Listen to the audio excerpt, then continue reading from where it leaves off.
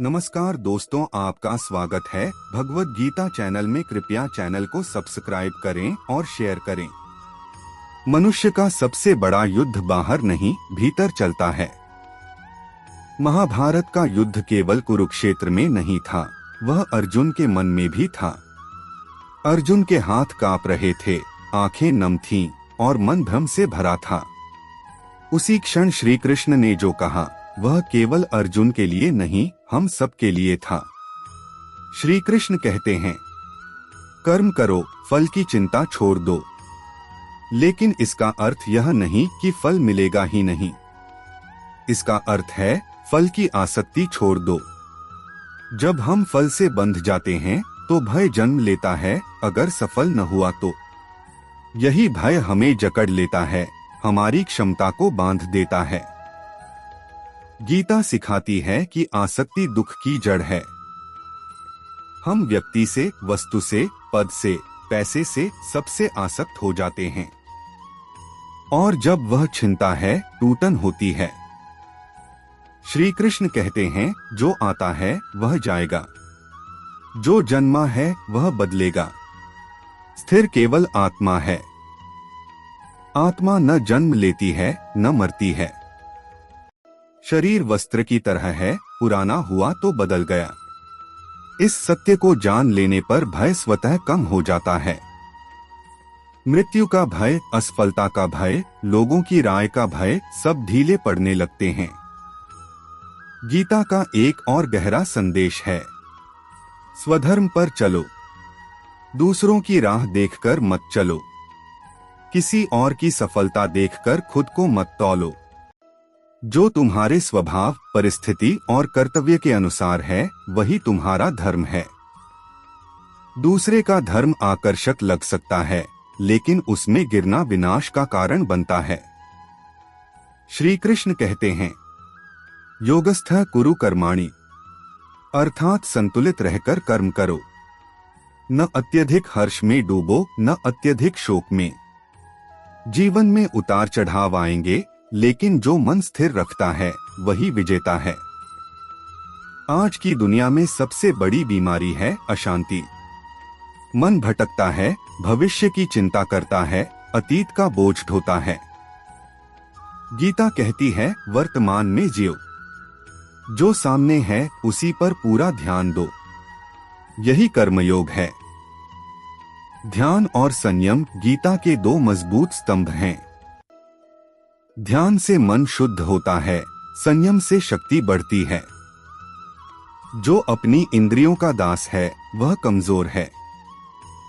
जो इंद्रियों को साध ले वही सच्चा शक्तिशाली है।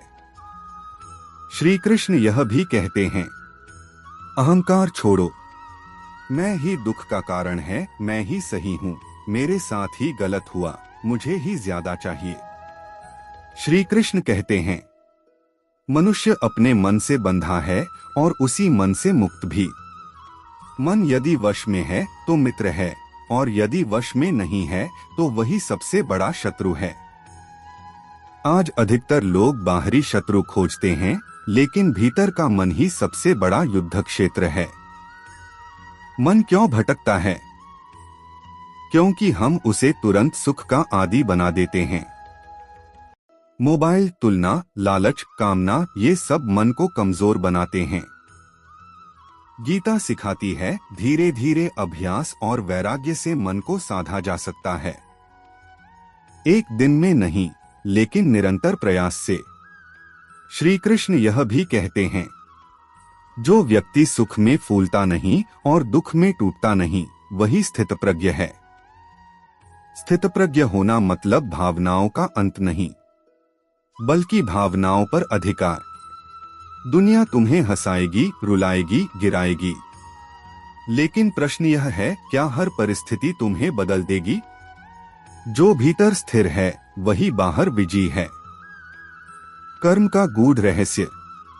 गीता केवल कर्म करने को नहीं कहती, वह कर्म की शुद्धता पर बल देती है। 3 प्रकार के कर्म बताए गए हैं। सात्विक कर्म कर्तव्य भाव से, बिना स्वार्थ। राजस कर्म फल, दिखावा, अहंकार के लिए। तामस कर्म आलस्य, अज्ञान, हानि पहुंचाने वाला। श्री कृष्ण कहते हैं, कर्म मत छोड़ो, कर्म की भावना बदलो। जब कर्म सेवा बन जाता है तब वही साधना बन जाता है। भाग्य और पुरुषार्थ। बहुत लोग कहते हैं सब भाग्य में लिखा है। गीता कहती है भाग्य भी कर्म से बनता है। आज का पुरुषार्थ कल का भाग्य है।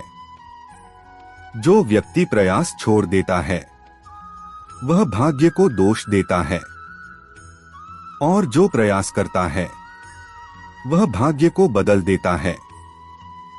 भय का अंत कैसे हो? गीता का सबसे शक्तिशाली संदेश है अभय। डर क्यों लगता है? क्योंकि हम स्वयं को केवल शरीर मान लेते हैं। जब यह समझ आ जाती है कि मैं शरीर नहीं आत्मा हूं, तब डर ढीला पड़ जाता है। अपमान का डर, असफलता का डर, भविष्य का डर, सब इसलिए है क्योंकि मैं सीमित हो गया है। आत्मा को जान लेने वाला व्यक्ति कभी छोटा नहीं सोचता। सच्ची भक्ति क्या है? भक्ति केवल मंदिर जाना नहीं है। भक्ति है हर कर्म में ईश्वर की स्मृति। जब तुम ईमानदारी से काम करते हो, भक्ति है। जब तुम किसी को धोखा नहीं देते, भक्ति है। जब तुम गिरकर भी उठते हो, भक्ति है। श्री कृष्ण कहते हैं, मुझे पाने के लिए त्याग नहीं, समर्पण चाहिए। जीवन का अंतिम सूत्र। गीता यह नहीं कहती कि जीवन आसान होगा। वह कहती है, तुम मजबूत बनोगे। दुख आएगा पर तुम टूटोगे नहीं। अंधेरा आएगा पर तुम्हारा दीपक बुझेगा नहीं। जो गीता को समझ लेता है वह जीवन से लड़ता नहीं, वह जीवन को साध लेता है।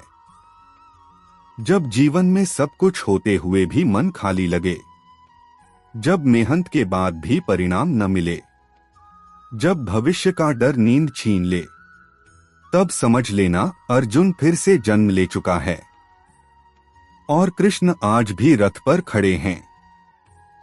कुरुक्षेत्र केवल मैदान नहीं था, वह मनुष्य के मन का प्रतीक था, जहां एक ओर कर्तव्य था, दूसरी ओर मोह, भय और भ्रम।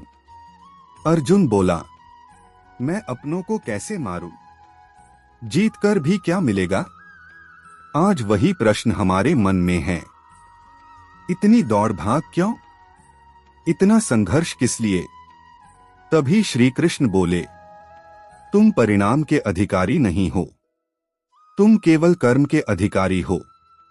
यह वाक्य साधारण नहीं है, यह जीवन को हल्का कर देने वाला सूत्र है। कर्म और आसक्ति का रहस्य। हम कर्म तो करते हैं, लेकिन फल से बंध जाते हैं, और जहां बंधन है वहां डर है। डर असफलता का, लोग क्या कहेंगे इसका, भविष्य का। कृष्ण कहते हैं, फल की चिंता छोड़ दो, कर्म अपने आप सुंदर हो जाएगा। जब बीज बोया जाता है तो किसान रोज मिट्टी नहीं खोदता, वह विश्वास करता है। गीता हमें वही विश्वास सिखाती है। तुम शरीर नहीं हो। श्री कृष्ण कहते हैं, आत्मा न मरती है न जन्म लेती है। आज की सबसे बड़ी समस्या यही है कि हम स्वयं को शरीर मान बैठे हैं। शरीर थकता है, शरीर असफल होता है, शरीर अपमानित होता है, लेकिन आत्मा, वह अडिग है। जिस दिन यह समझ आ जाती है, उस दिन डर कमजोर हो जाता है। मन मित्र या शत्रु? कृष्ण स्पष्ट कहते हैं, जिसका मन वश में है उसका मन मित्र है, और जिसका मन भटका हुआ है वही उसका सबसे बड़ा शत्रु है। आज मन को तुरंत सुख चाहिए, मोबाइल, तुलना, दिखावा। लेकिन गीता कहती है, अभ्यास और वैराग्य से मन को जीता जा सकता है।